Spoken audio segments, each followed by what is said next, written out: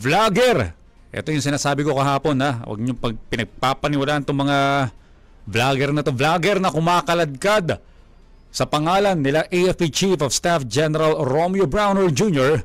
at PNP Chief Benjamin Acorda Jr. sa isyu ng destabilisasyon tinutugis na ng PNP. May live report ang ating kasamang si J. Mark Dagala. J. Mark, go ahead. Radyo Pilipinas report. Audrey, natasan na ni Philippine National Police o PNP Chief Police General Benjamin Acorda Jr. ang kanilang anti-cybercrime group para tugisin itong vlogger na nagpapakilalang isang retiradong general na sandatang lakas ng Pilipinas. Ito'y matapos ipakalat ng isang retired Army General na nagngangalang Johnny Macana Sr. sa kanyang YouTube video na kinukumbinsi umano ng PNP Chief at ito si AFP Chief of Staff General Romeo Browner Jr. si Pangulong Ferdinand R. Marcos Jr. na magbitiw na sa pwesto. Ayon kay PNP Public Information na Office Chief Police Colonel Jean Pardo, walang katotohanan ang nakasaad sa video at ito'y malinaw na isang uri ng paninira at disinformation.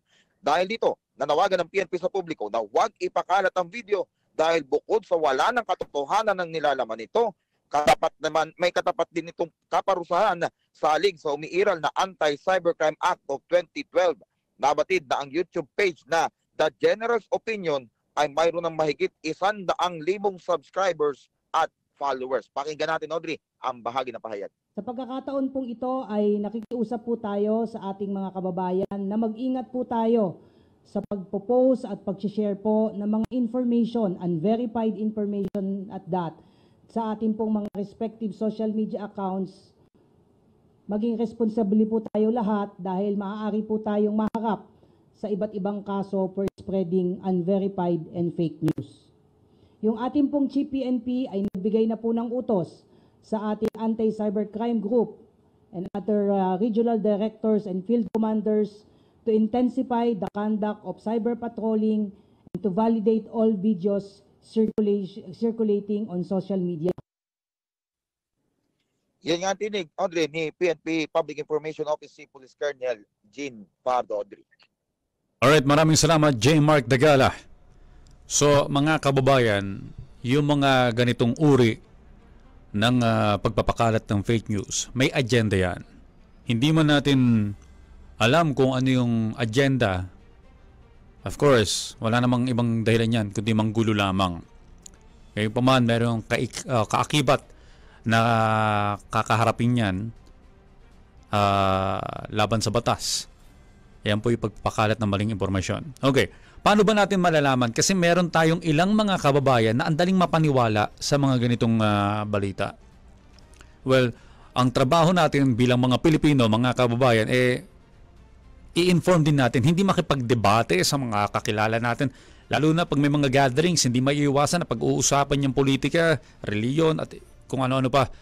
Ngayon, paano ba natin lalabanan itong mga ganitong maling impormasyon?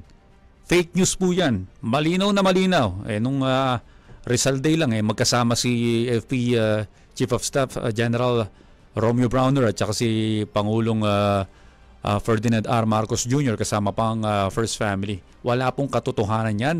Ang tanging mission na mga yan mapag-usapan, dumami yung subscribers, mapagkakitaan nila yung ginawa nilang video. Meron tayong mga tinatawag na pamimeke dyan, mga clickbait. Di ba uso ngayon yan sa social media yung napaka-loud ng kanilang teaser o kung tawagin yung headlines nila talagang mapapaklik ka Yung pala wala naman laman yung istorya.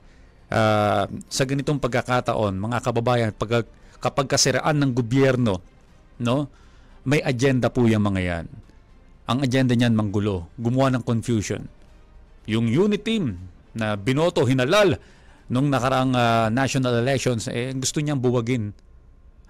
Yan ang pag-iwahiwalayin tayo para watak-watak, mas madaling sirain. So yung mga ganyan, wag po natin paniwalaan. Tandaan po natin kapag tamang impormasyon ang inyong hangad or meron kayong nakita na medyo meron kayong pagdududa, punta kayo sa mga government websites para malaman nyo kung totoo nga ba yung news. Multiple sources na mapagkakatiwalaan.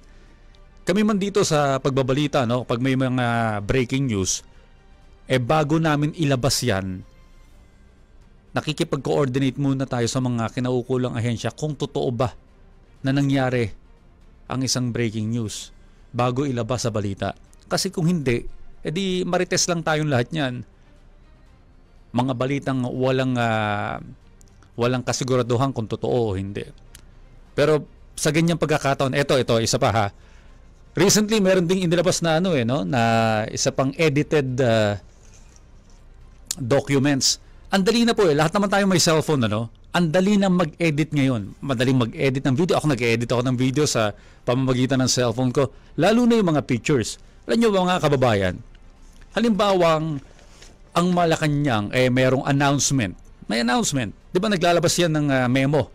Pirmado ng Pangulo, pirmado ng Executive Secretary. So, ang gagawin nito mga walang magawa sa buhay, kukunin nila yung header ng memo, header na mayroong Palasyo ng Malacanang, kakat din nila yung may pirma ng Pangulo o ng Executive Secretary o sino mang nakaposisyon sa gobyerno na pwedeng signatory. Yung gitna, papalitan nila yan, tapos ipapakalat. Tayo naman, mga kababayan, maging matalino na po tayo sa pag-alam o yung sa judgment natin. Lalo na kapag yung mga lumalabas na mga memo talagang kaduda-duda, i-double check po natin yan. Punta kayo sa mga government website. Punta kayo sa government news. Nandiyan po ang Radyo ng Bayan, nandiyan ang Philippine Information Agency, nandiyan ang PTV, nandiyan ang Malacanang Gazette. Tingnan po natin kung totoo ba yung mga balitang inilalabas na yan. Doon nyo po makukumpirma. Huwag tayo magpaniwala dyan sa mga nagsusulputan lang sa TikTok, nagsusulputan lang sa Facebook, sa YouTube, tapos ang pinagmulan vlogger, di ba? Nakakagulo lang yan, nasisira lang yan yung judgment. Kapag yan yung judgment mo ay naapektuhan ka na, ibig sabihin nagwawagi na yung agenda ng mga nagpapakalat ng fake news.